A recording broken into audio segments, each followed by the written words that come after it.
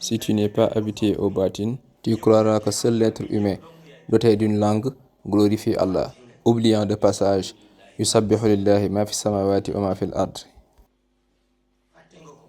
Tu l'as oublié.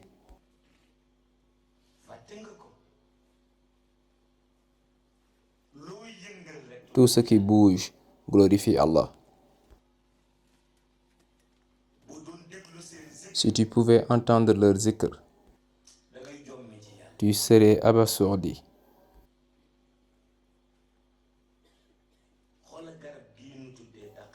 Prenons l'exemple de l'arbre appelé prosopis. Personne n'atteint la quantité de zikr énorme qu'il réalise sur le nom Allah. Idem pour ses nombres de sujud.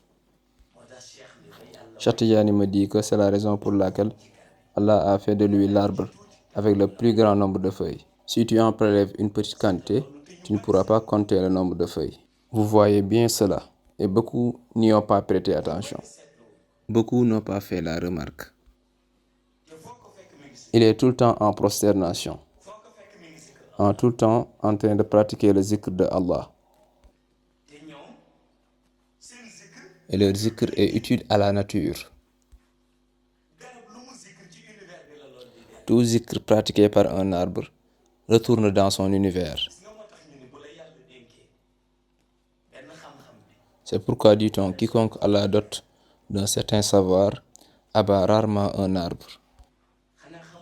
Ne saviez-vous pas que si des arbres entourent votre maison, tous les zikrs qu'ils pratiquent sont reversés dans l'environnement immédiat de votre entourage, l'univers qui vous entoure, avec tous les bienfaits qui en découlent.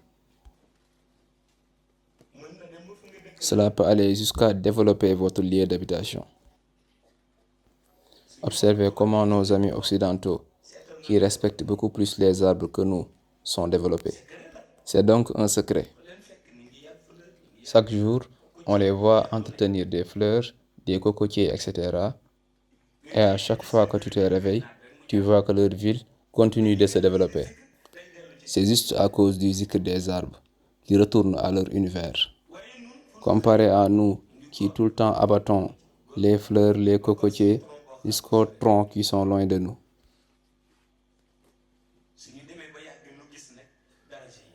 Avec le temps, on aperçoit toutes les conséquences.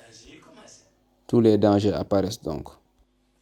Cette zone est devenue désertique, tel endroit est sec, il n'y a plus de pluie, etc.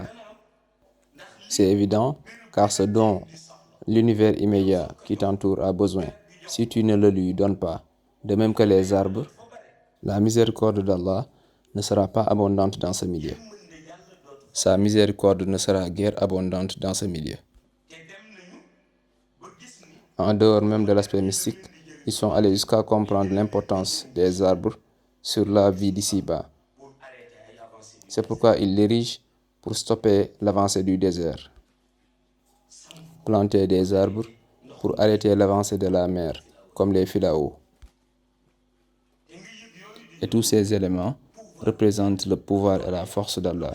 Si on parvient donc à les arrêter, c'est grâce à la volonté divine.